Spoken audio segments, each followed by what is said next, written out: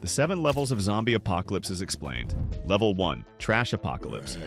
These are your classic, slow-moving, brain-dead zombies that shuffle around like they're stuck in molasses. They're weak, uncoordinated, and have the problem-solving skills of a broken toaster. Think of them as very hungry, very persistent tourists who've completely forgotten how doors work. They move slower than your great-aunt Gertrude after Thanksgiving dinner, and have about as much intelligence. You'll find these zombies in Night of the Living Dead, where radiation from a Venus probe reanimated the dead, Dawn of the Dead, featuring Romero's mysterious worldwide plague, early seasons of The Walking Dead with the unknown pathogen that infected everyone, and the classic games loved by everyone like Plants vs. Zombies and Project Zomboid. Not gonna lie, I think PvZ is the greatest game of all time, but these zombies are so pathetically dumb, they'll walk into walls for hours trying to figure out why they can't move forward. In Night of the Living Dead, they literally can't figure out how to turn a doorknob and just keep pushing against a locked door. Nice one, guys. The Walking Dead's early zombies would get distracted by shiny objects and completely forget they were chasing you. They move in predictable patterns, can't climb stairs, and will mindlessly follow the same path even if it leads them off a cliff. All this leaves us with the question, how do you actually survive these zombies? Well, firstly, stay calm. You can literally power walk away from these things while carrying groceries. Then find a sturdy building and barricade the ground floor since they can't climb stairs or open doors. Set up on the second floor with food, water, and basic weapons like baseball bats or crowbars. The biggest threats are getting overwhelmed by sheer numbers or doing something stupid like trying to save your infected friend. Yes, that sounds bad, but your friend will be alright. Maybe. Then keep it simple. Stay elevated, stay quiet, pick them off slowly, and wait for them to decompose naturally if they do that. If not, I guess you're cooked. But level 1 is nothing compared to level 2. Level 2, Smart Zombies. These zombies aren't complete idiots anymore. They can open doors, navigate stairs without face planting, and some of these little fellas probably even know how to hold tools properly. Oh, they grow up so fast. They work together, coordinate basic attacks, and solve simple problems that would have stumped their level 1 related cousins. What makes them dangerous is their ability to learn and adapt. They watch what you do and remember it. You'll encounter these learning zombies in Shaun of the Dead, where the infection spreads through bites but zombies retain basic motor functions. Return of the Living Dead, featuring zombies created by military chemical experiments, Dawn of the Dead remake with its fast-spreading virus, and early Resident Evil games, where the T-virus enhanced cognitive abilities alongside creating undeath. These smarter zombies can actually problem-solve in terrifying ways. In Return of the Living Dead, they figure out how to use radios to call for more brains and can even speak. Shaun of the Dead zombies learn to mimic human behavior so well that characters don't immediately realize they're infected. Resident Evil's T-virus zombies can open doors, use elevators, and some even remember how to operate simple machinery. They'll set up basic ambushes, coordinate group attacks, and worst of all, they learn from their mistakes and share that knowledge with other zombies nearby. How do you outsmart zombies that can actually think? Your level 1 strategies are useless now. Reinforce barricades with multiple layers and set up complex escape routes from upper floors and use noise strategically to divide their attention.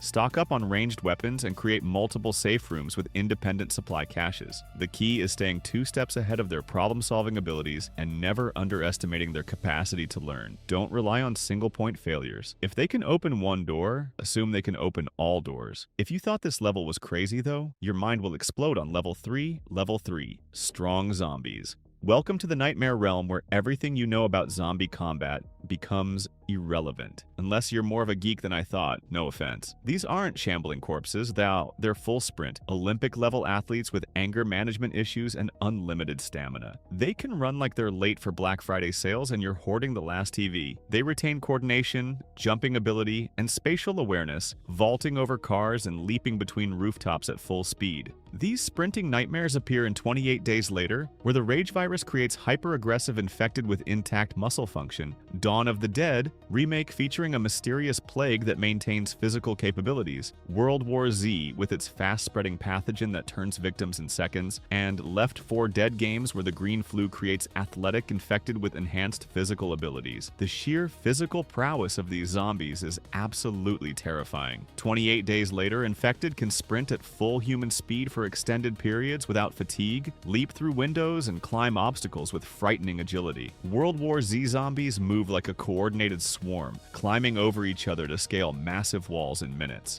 Left 4 Dead's infected can run, jump, and even perform parkour-style movements to chase survivors across rooftops. They retain enough coordination to tackle, grab, and pin down victims while maintaining their relentless pursuit speed that never seems to slow down. I'm not gonna lie, I'd be dead instantly. I mean, don't worry guys, I can help you survive this apocalypse. The brutal truth about surviving speed demons from hell? Cardio becomes your best friend. If you can't outrun them consistently, you're fucked. Forget barricading in place, you need multiple escape routes and vehicles ready at all times. Assuming you can even get any working vehicles with clear routes to drive them on, set up in locations with natural barriers like rivers or cliffs. Use hit-and-run tactics with ranged weapons because close combat is suicide. Most importantly, never get cornered because these zombies will reach you faster than you can blink. And the most important step of all, practice parkour. Knowing how to scale fences and navigate urban obstacles quickly could save your life. But if you thought outmaneuvering zombies was hard, wait until you meet Level 4. These bastards can actually plan your death. Level 4, Strategist Zombies. Now we're entering full-scale warfare against an intelligent enemy force. These zombies think several steps ahead and plan complex operations. They set elaborate traps, coordinate sophisticated attacks, and learn from every survival tactic. They remember your escape routes and have them blocked next time. It's like playing chess against an opponent who doesn't care about losing pieces and really wants to eat your brain.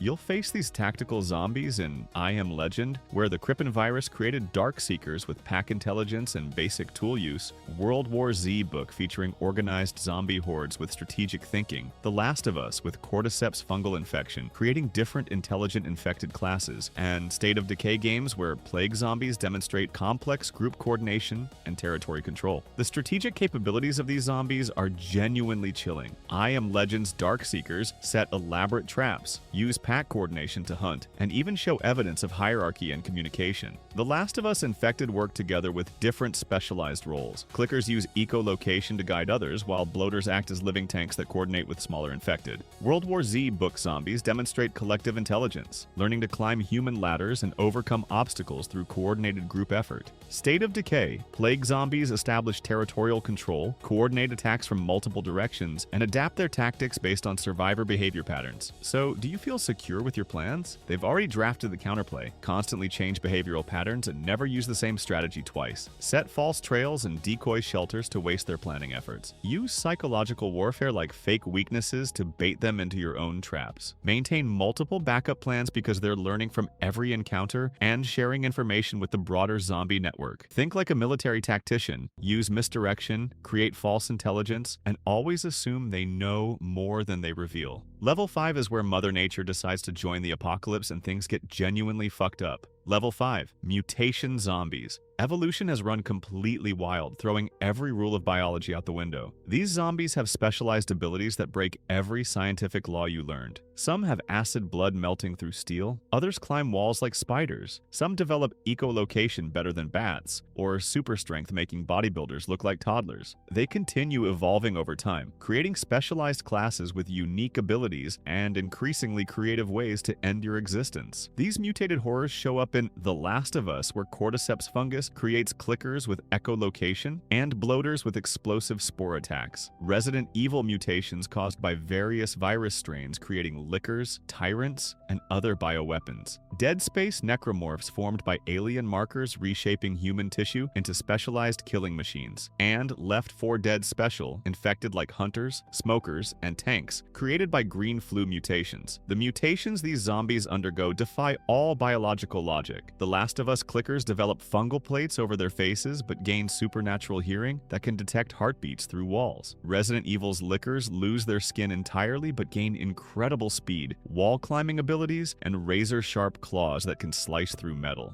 Dead Space necromorphs completely reshape human anatomy. Some grow blade-like appendages from their arms, others become living bombs, and some can even fly using repurposed human limbs as wings. Left 4 Dead's tank infected develop grotesque muscle mass that lets them throw concrete blocks like baseballs and punch through reinforced walls. Wondering how to survive creatures that laugh at bullets? You need specialized equipment for each mutation type. Hazmat suits for acid variants, climbing gear for wall crawlers, sound dampeners for echolocation types, and armor-piercing ammunition for tank mutations. Study each mutation's weaknesses ruthlessly because every evolutionary advantage has corresponding vulnerabilities. Maintain a mobile lab to develop countermeasures as variants emerge. Most importantly, never assume you've seen all possible mutations because because they're constantly evolving faster than you can adapt. You think biological nightmares are scary? Level 6 zombies laugh at the laws of physics while they're eating your face. Level 6. Alpha zombies, reality warping, physics-defying undead that exist partially in other dimensions. These zombies can teleport instantly, phase through solid walls like mist, manipulate time and space, or spread through concepts rather than physical contact. The infection might be supernatural, extraterrestrial, or based on reality warping technology that makes traditional science useless as a chocolate teapot.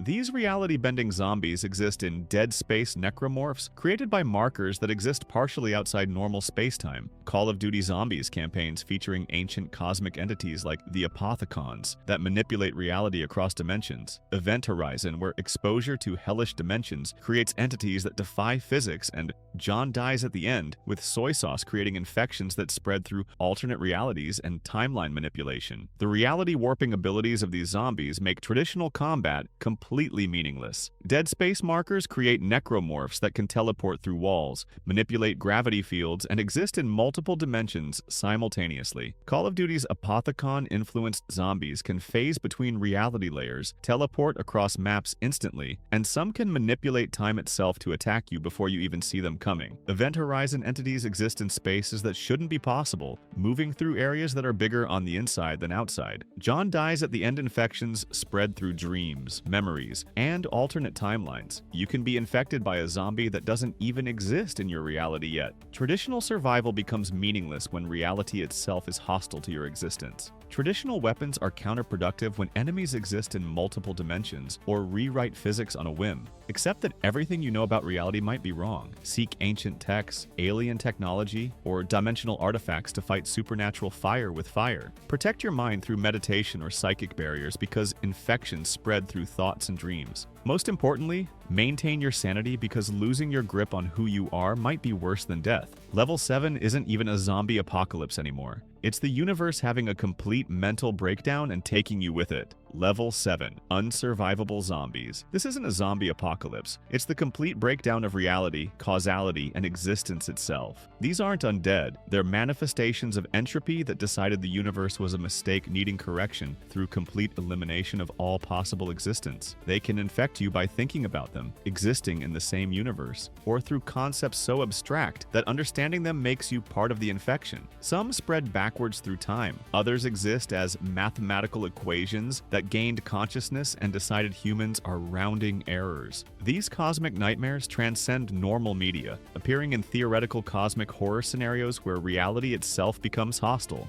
Call of Duty Zombies, Ether storyline where the infection spreads across infinite dimensions and timelines simultaneously. SCP Foundation concepts like SCP-2000 where death itself becomes infected, and Lovecraftian scenarios where understanding certain mathematical truths automatically converts you into part of a universe-consuming entity. Level 7 zombies operate on principles that make quantum physics look like basic addition. They can infect people who haven't been born yet by corrupting the mathematical constants that define existence itself. Some exist as living contradictions. They're simultaneously dead, alive, never existed, and have always existed. Others spread through the concept of survival itself, so the mere act of trying to survive them makes you part of them. The most terrifying variants exist as probability storms that retroactively edit causality so that you were always infected, meaning you never existed as a non-infected person in any timeline, dimension, or theoretical framework that could ever exist. Survival is a myth. How will you handle total oblivion? Here's the brutal truth about level 7 survival. You don't survive, can't survive, and survival itself becomes meaningless. Traditional concepts become irrelevant when your enemy can rewrite existence's fundamental laws. Your only option is accepting that none of your preparations matter because you're trying to fistfight mathematics itself. At this point, becoming a zombie might be an upgrade because at least you'd still exist rather than being erased from all possible realities. If you enjoyed this video and want to see every deserved death in an apocalypse, click the video on the screen.